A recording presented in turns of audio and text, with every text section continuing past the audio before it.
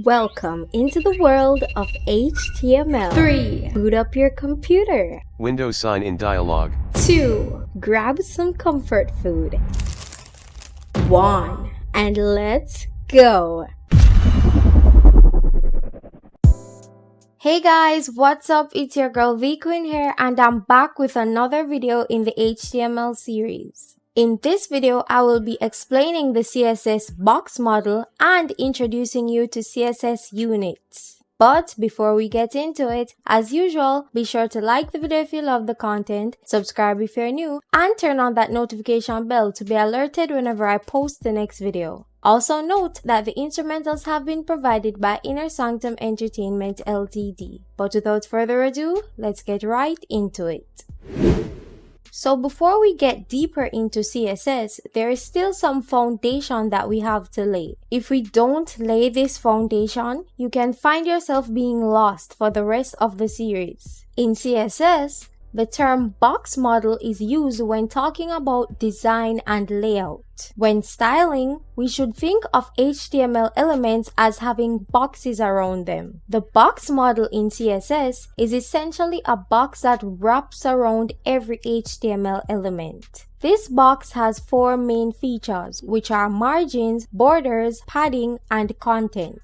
Now, when you think of an HTML element being in a box, it has 4 sides. Just imagine it on the screen in front of you. It will have a top, right, bottom, and left side. These sides of the box are referred to as its border. Now, for every HTML element, there is some content inside. For example, the text in a heading tag will be its content. The actual space between the content and the border is what is called the padding, and this is transparent. And lastly, the space outside of the border of the element is called the margin and is also transparent. So think of it this way. Every element has some content. The padding is around the content, the border is around the padding, and the margin is around the border. The box model allows us to add a border around elements and to add spaces between elements. Later on in this series, I will teach you guys how to change the properties for each part or feature of the box model.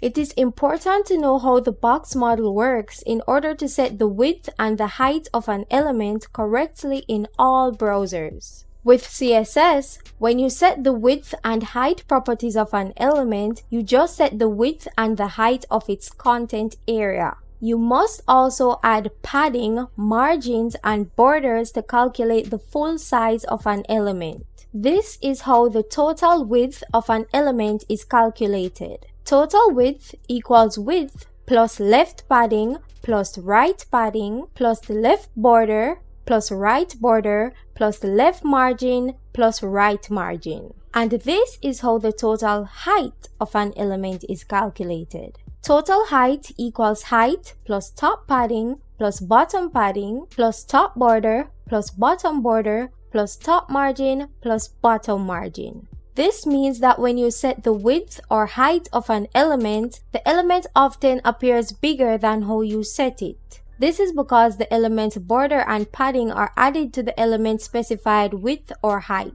Now, the box-sizing property solves this problem. The box-sizing property allows us to include the border and padding of an element in its total width or height.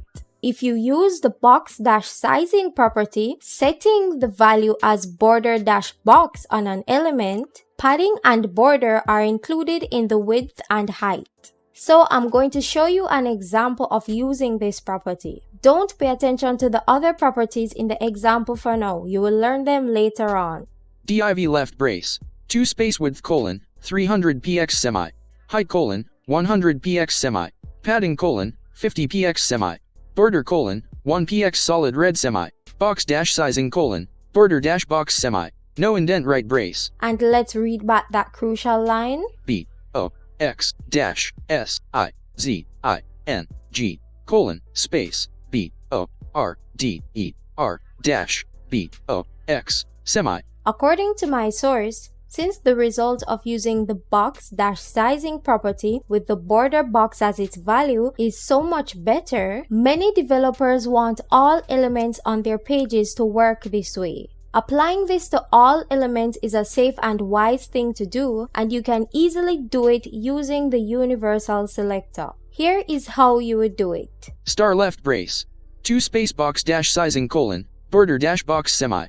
No indent right brace. Alright, now that is it for the box model. Let's move on to CSS units.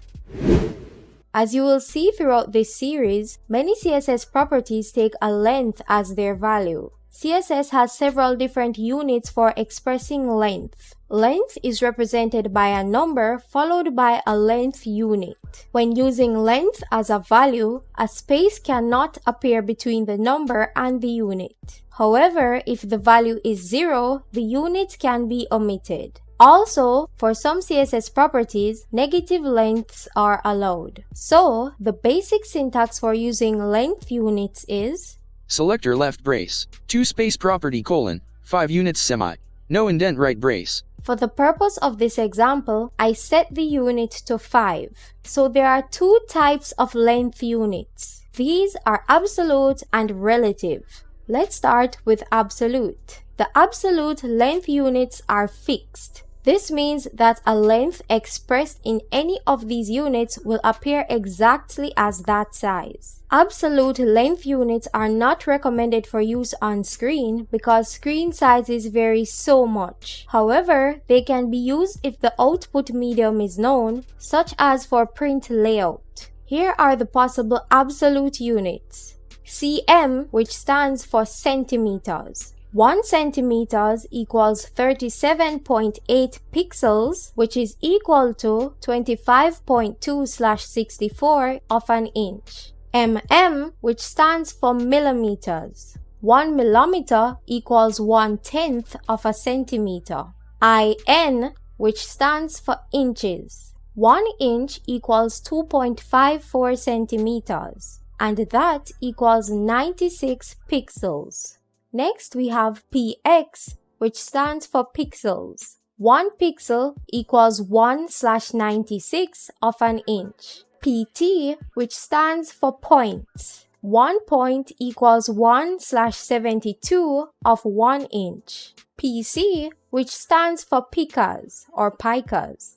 1 pica is equal to 1/6 of an inch. And that's it for the absolute units. Note that pixels are relative to the viewing device. For low DPI devices, and DPI means dots per inch, 1 px is 1 device pixel or dot of the display. For printers and high-resolution screens, 1 px implies multiple device pixels. Now, let's move on to relative lengths.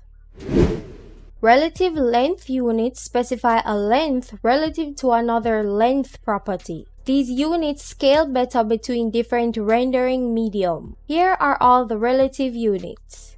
em. This is relative to the font size of the element. 2em means 2 times the size of the current font. ex. This is relative to the height of the current font, and this is rarely used. ch.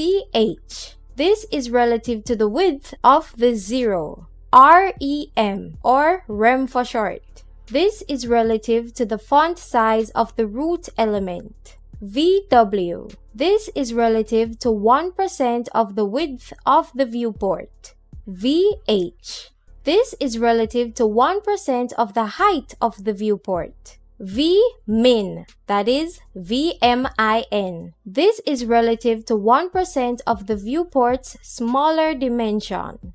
vmax, that is vmax. This is relative to 1% of the viewport's larger dimension. Percent, and this is the percentage sign. This is relative to the parent element. So 50% would be half the size of that parent element. Note, the EM and REM units are practical in creating a perfectly scalable layout. Also, note that the viewport is the browser window size. If the viewport is 50 centimeters wide, 1 VW equals 0.5 centimeters. Alright, so that is it for the relative units. Now before we go, let me do a little breaking down of some of the most commonly used units.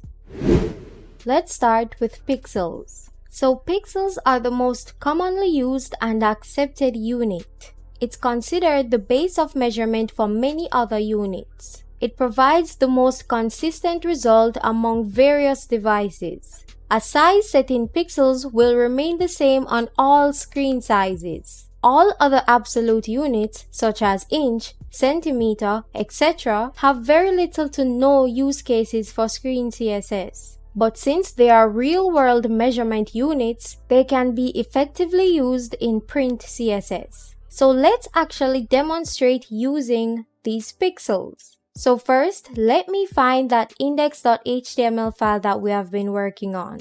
Index.html-notepad. Text editor edit multi-line less doc type HTML greater than. Alright, now remember the only thing that we had on this document was a heading. Now for the purpose of this video, I'm going to go down to where that heading was and I'm actually going to wrap it into a div element. So let's do that. Less slash HTML less slash 2 space less H no indent less body greater than. Alright, so let's go to the end of the body tag. Carriage return. Press enter. Then let's put the opening div tag up here.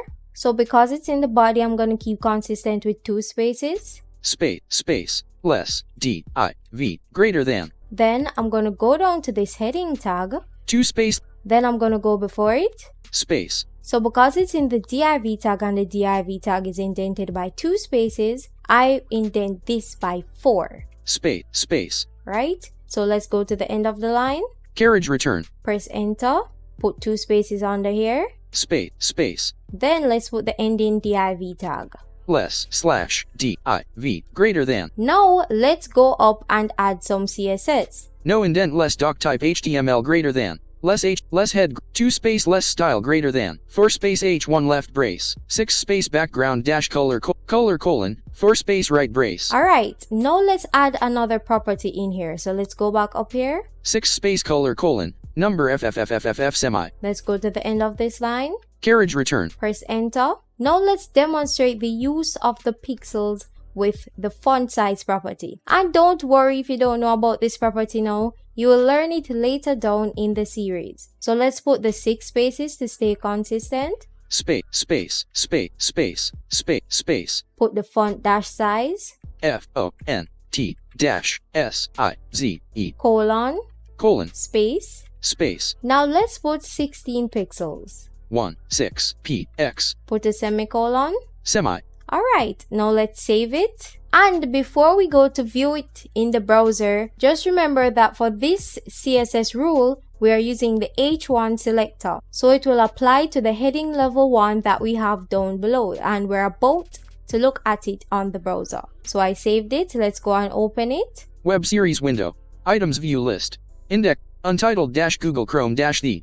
TQ test website dash Google Chrome dash the. Heading level 1 welcome to my website. Alright, now let's use my NVDA key plus my letter F. Times New Roman 12 PT white on bright blue bold align left. Alright, so 16px gives me 12 points. Now let's move on to EM. So as we said before, EM depends on the font size of the parent element or the document. By default, 1 EM is equal to 16px if no font size is defined. EM inherits size from its immediate parent's font size. For example, if a parent element has a font size of 18 pixels, then 1 EM will be measured as 18 pixels for all its children. The advantage of using EM is, if you decide to change the font size, padding, and margin of each element proportionately, then you just have to change the parent element font size and all elements will adjust accordingly. That is not the case with absolute units like pixels where you have to adjust each element individually. So let's demonstrate the use of the EM. So let's go back over to our index.html file. Index.html-notepad. Text editor, edit multi-line 6 space font dash size colon 16px. Now let's actually put this to 1 em and see what we get. Carriage semi p 6 1 6 p 1 em. So let's read the line. Font dash size colon 1 semi. Alright, so let's save it. Then let's open it in our browser. Web series window. Items view list. Index. Untitled dash Google Chrome dash the. TQ test website dash Google Chrome dash the. Heading level 1 welcome to my website. Alright, now let's use my NVDA key plus my F.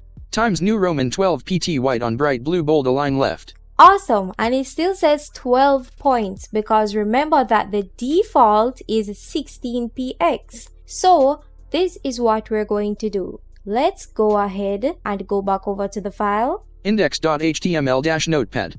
Text editor, edit multi-line 6 space font dash size colon 1 semi. Now let's go down and create a new rule. We're gonna actually create a new rule for the div that wraps this h1 element, so therefore the div would be the parent of the h1. So let's go down. 4 space right brace. Go to the end of the line. Carriage return. Now press enter.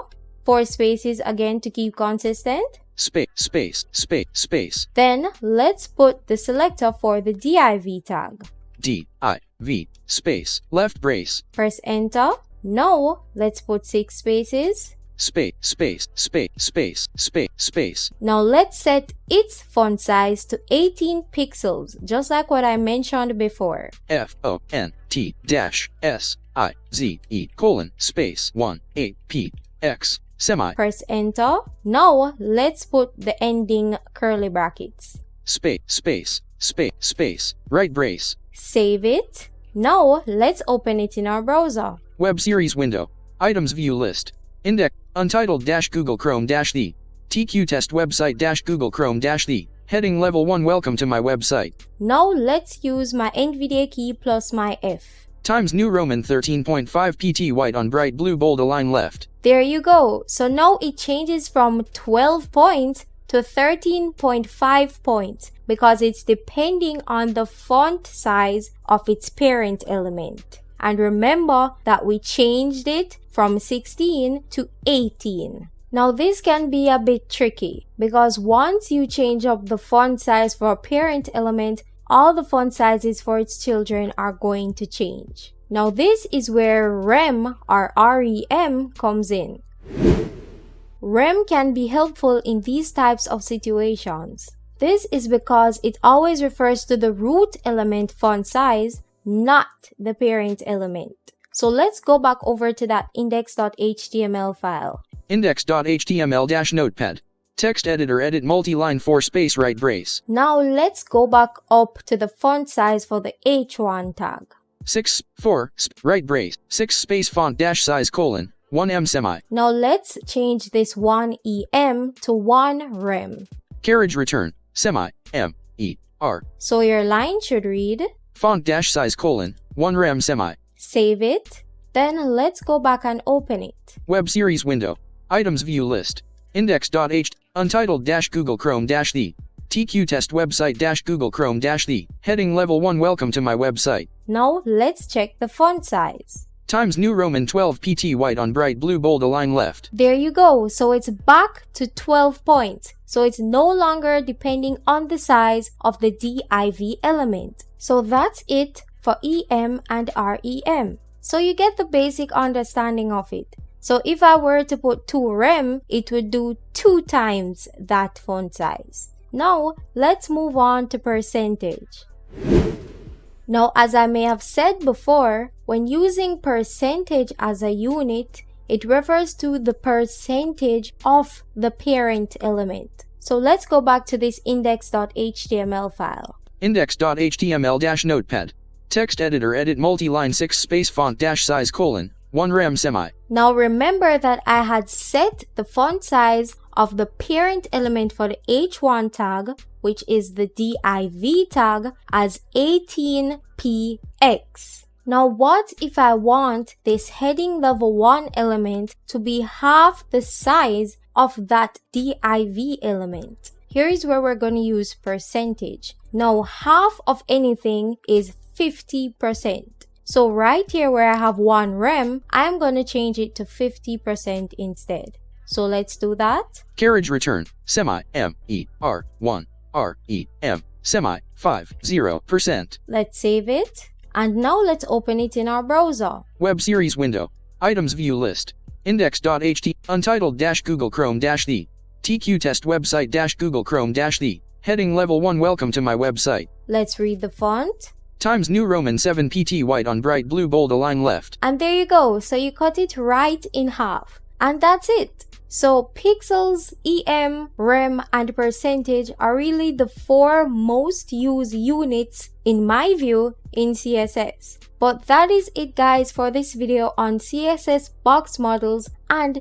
CSS units. Hopefully it has been helpful to you. Please remember that the transcript for this video will be linked down below in the description, and that link will bring you straight to my website to where you can find the transcript. Also remember that on my website, you can find out how you can hire me for different services such as web development, tutoring, audio editing, and much more. You also have access to all the videos that I have ever made, all my resources, and their relevant transcripts on my website. Remember once again to like the video if you love the content, subscribe if you're new, and to turn on that notification bell to be alerted whenever I post the next video. Hopefully this helped you out, and we have laid a very strong foundation. So now we're ready to get deeper into this CSS tutorial. But thanks again for watching the video guys. Remember that I love you, and I'll see you next time.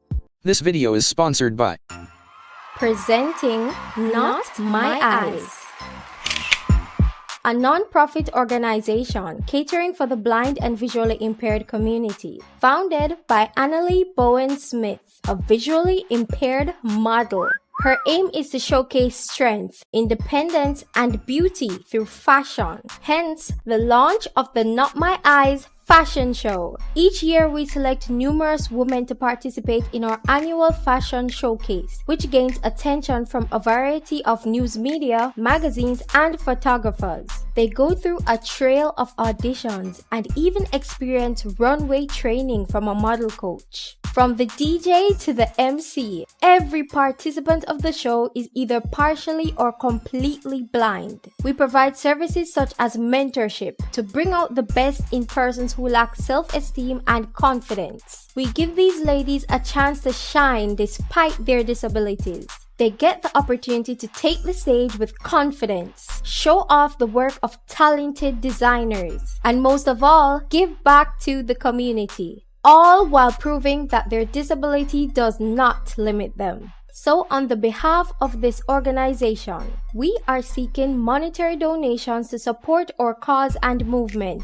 Be a part of this move to promote beauty, confidence, and upliftment to those who underestimate their capabilities. Partner with us to help us pay for all of the expenses relating to our fashion show. You can find more information about us and how you can donate at notmyeyes.com. That is NOTMYEYES.com. Or you can email us at notmyeyesfoundation@gmail.com. Help us to keep shining bright as we walk by faith and not by sight.